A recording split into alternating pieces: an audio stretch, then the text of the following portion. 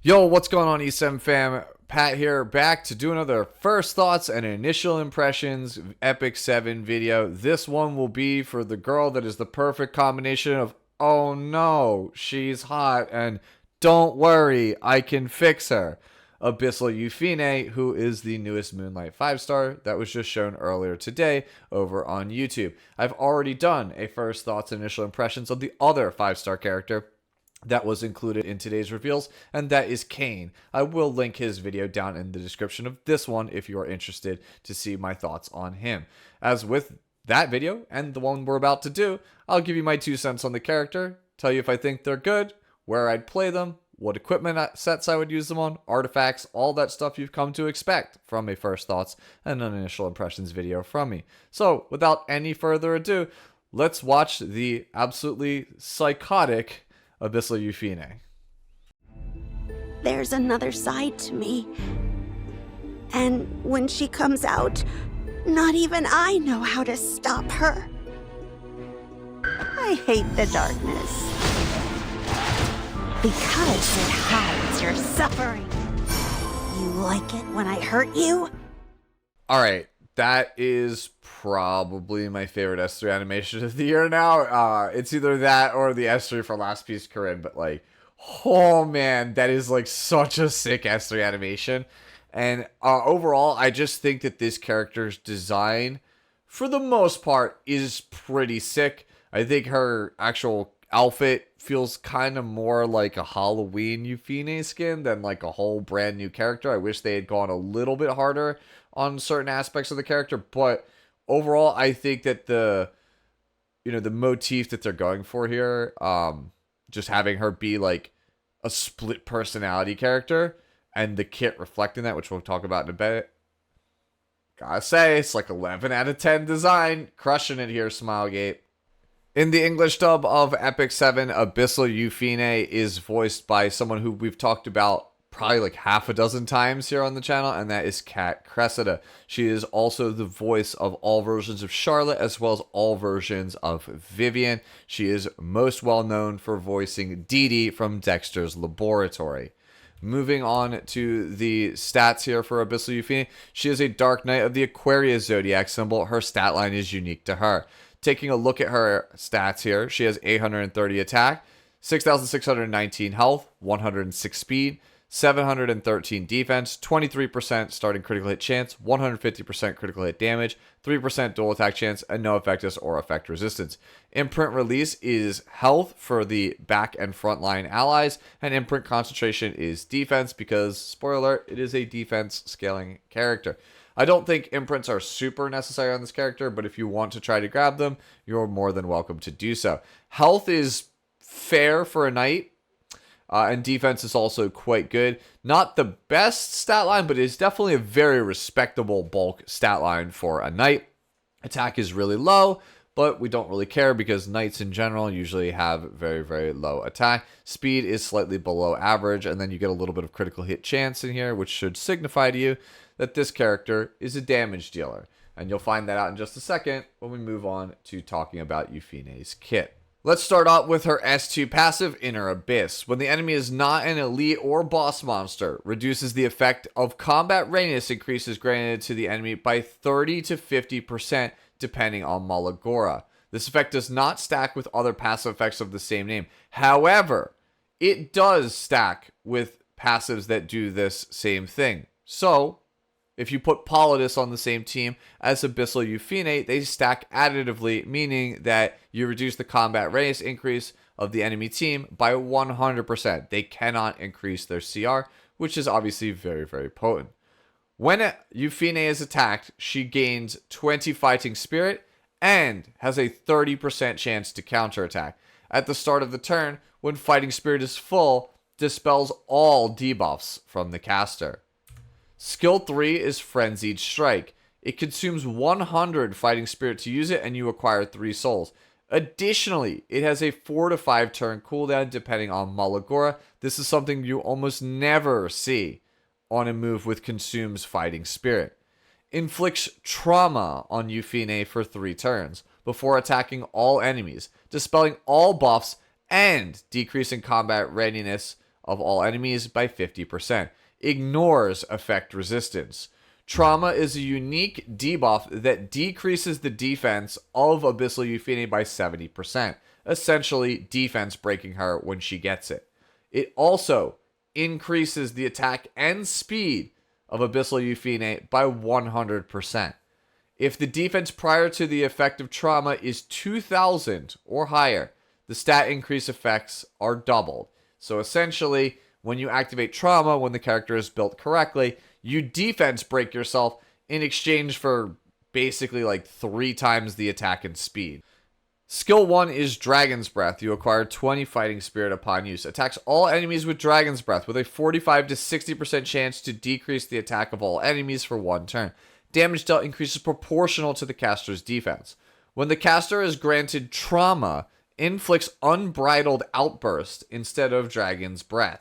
Soul Burn for the cost of 10 souls increases the damage of either Dragon's Breath or Unbridled Outburst, depending on which version you use.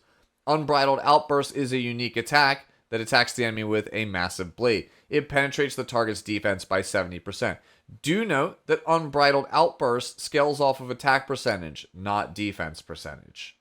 Alright, so let's talk about the character as a whole now that we've talked about the entire skill set. When I first saw this character at server reset, I was underwhelmed, right? Because it's a knight, and it's very obvious from the fact that the skill 2 has built-in counter attack, and the fact that the S1 Dragon's Breath is AoE. This is an Elbrus Ritual Sword character, which means naturally I'm going to compare it to characters like Bellion and then Navy Captain Landy, who's still one of like the best characters in the entire game. And Navy Captain Landy was a pretty obvious comparison because that is also a fighting spirit character on a knight that's using Elbrus that wins the game when you use the S3.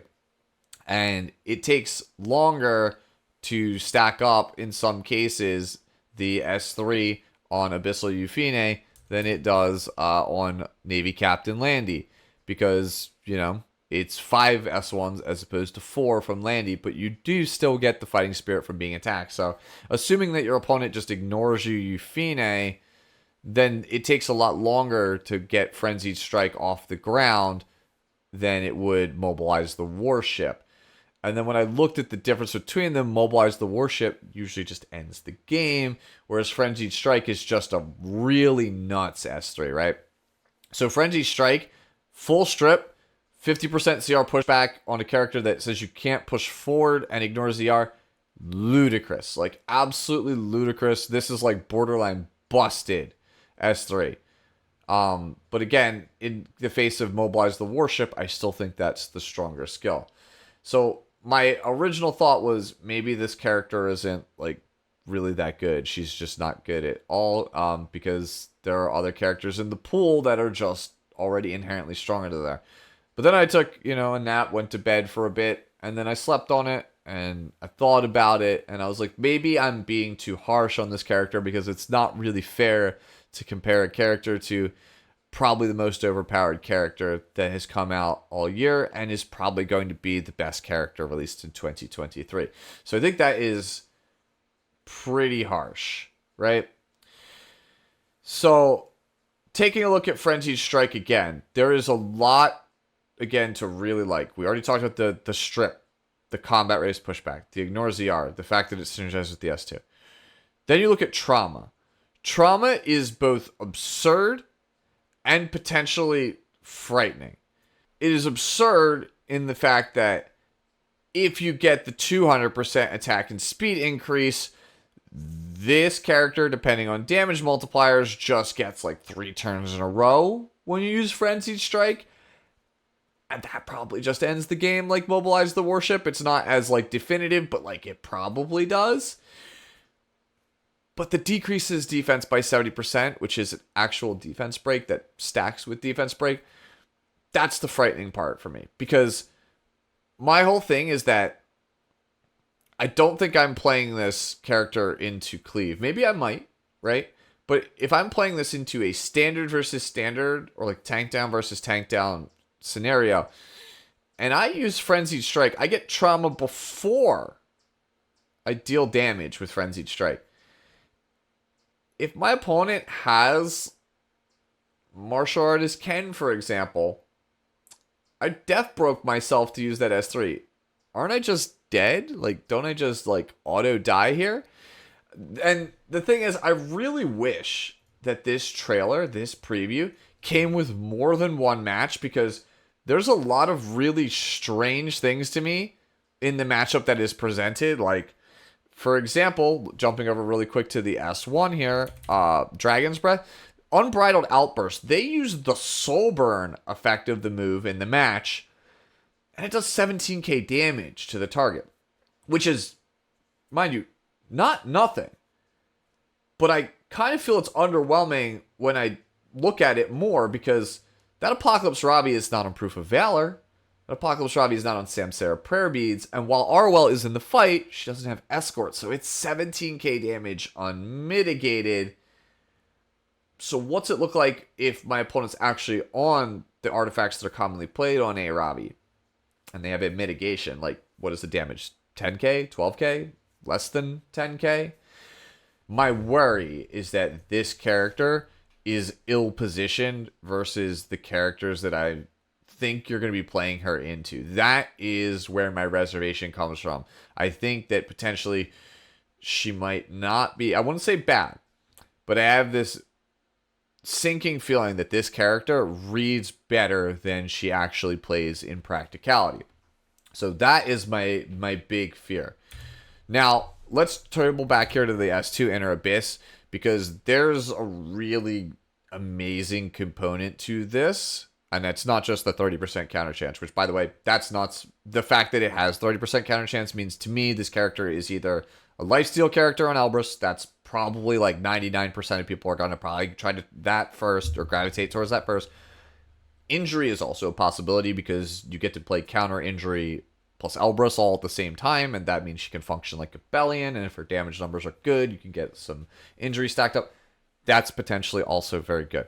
My favorite part about the character is at the start of the turn, when Fighting Spirit is full, dispels all debuffs from the caster. There is no cooldown on that, which means you can bring Abyssal Yufine into a character like Sharoon or Death Dealer Ray and never use the S3 and just chip them out because they can't debuff you.